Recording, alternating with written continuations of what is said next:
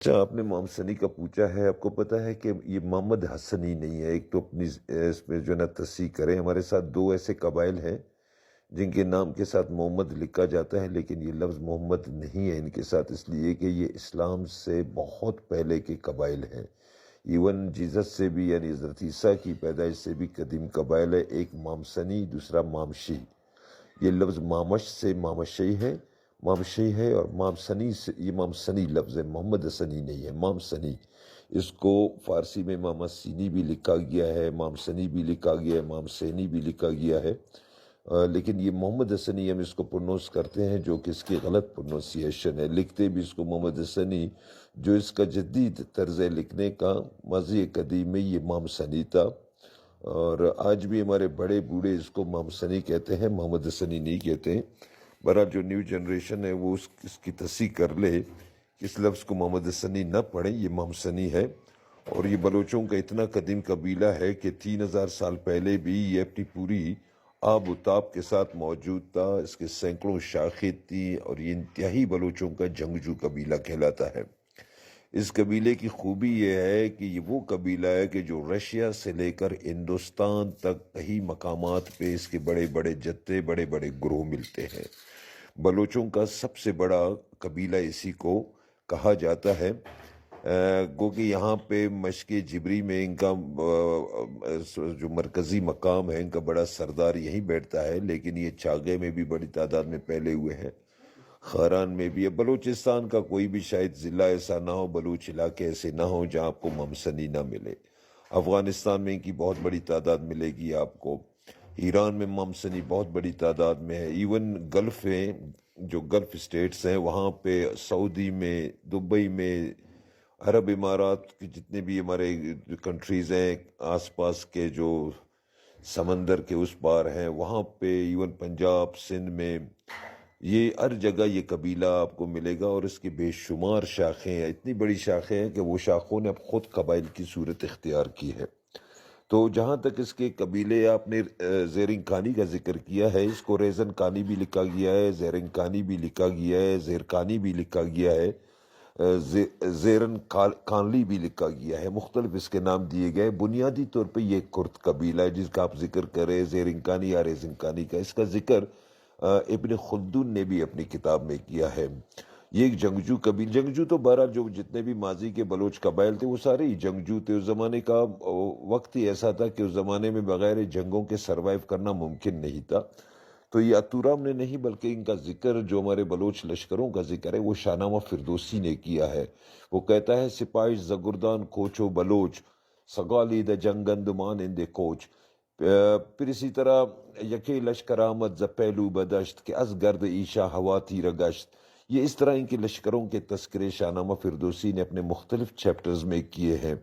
تو پھر بلوچوں کے ایک لشکر کے بارے میں جو کہ غالباً کوئی گیلان کے علاقے سے نکل رہا ہوتا ہے، اس کا تذکرہ ہے، تو اس میں بھی گیلی اور دیگر بلوچ سواروں کے جو ہے نا تذکرے کرتا ہے، ان کی تعداد کی بھی، تعداد کو مینشن تو نہیں کرتا، لیکن وہ جس طرح بیان کر رہا ہوتا ہے اسے لگتا ہے کہ ایک بہت بڑا لشکر تھا، اور وہ ہر طرح کے اسلحے سے لیس ہوا کرتے تھے۔ یہ اس زمانے کے میدی اور جو پیشدادی حکمران تھے ان کی لشکروں کے ذکر ہیں، جو کبھی یورپ پہ حملہ ہوتے تھے، تو کبھی آشور پہ حملہ ہوتے تھے، کبھی وسط ایشیا پہ حملہ ہوتے تھے۔ ظاہر ہے اس زمانے کی حالات ایسے ہی تھے 3000 سال پہلے کے، تو اس وقت تو اسی طرح کی جنگیں ہوتی تھی، بڑی بڑی جنگیں ہوتی تھی، لشکر ہوتے تھے اور ایک دوسرے پہ حملہ ہوتے تھے۔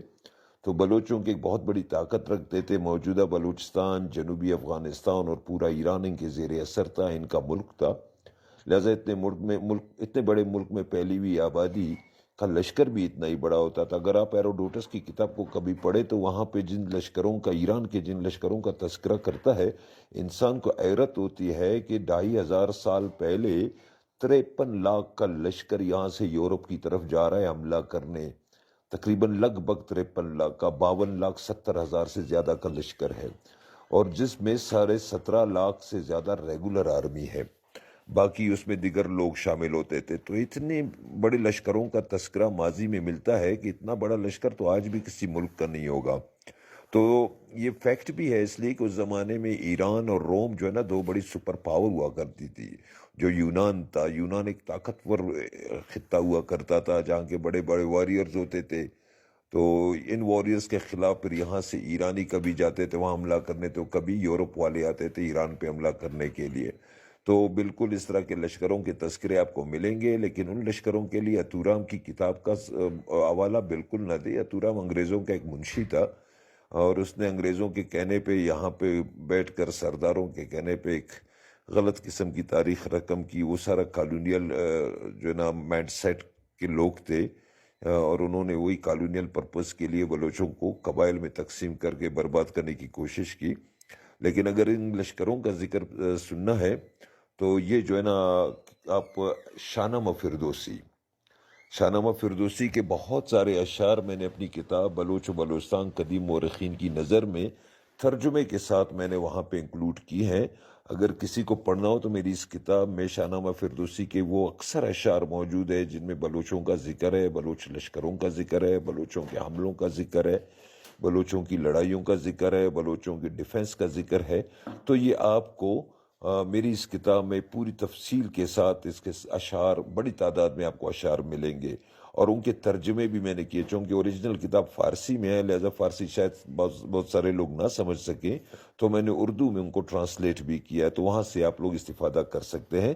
اور ہاں، ایک بار پھر بتا دوں کہ مامسنی قبیلہ اور مامشی قبیلہ یہ بہت قدیم قبائل ہیں، بہت قدیم قبائل ہیں. ان میں جو پہاڑوں میں رہنے والے باشندے ہوتے تھے یہ کرد اسٹاک میں جا کر شامل ہوتے تھے. جو ریگستانوں میں آنے والے قبائل تھے یہ آ کر ہمارے بلوچ اسٹاک میں شامل ہوتے تھے. اس طرح یہ کرد و بلوچ دونوں میں آپ کو نظر آتے ہیں، چونکہ دونوں ایک ہی قوم ہے، چاہے کرد ہے یا بلوچ ہے. پہاڑوں میں ان کو کرد اور میدانوں میں ان کو بلوچ کہا جاتا ہے، لیکن یہ دونوں طرف یعنی میدانوں اور پہاڑوں میں آپ کو نظر آنے والی قوم ہے. اگر آج بھی ہمارے مشرقی مغربی صحراؤں کو دیکھا جائے تو وہاں پہ بھی مامسنی بہت بڑی تعداد میں رہتے ہیں صحراؤں میں. یہ جو ایران سے متصل ہمارے صحرا ہیں، ان میں افغانستان سے متصل صحرا یہاں پہ. اسی طرح اگر پہاڑوں میں دیکھے جیسے آواران وغیرہ کے علاقے میں، تو وہاں پہ بھی مامسنی بہت بڑی تعداد میں رہتے ہیں.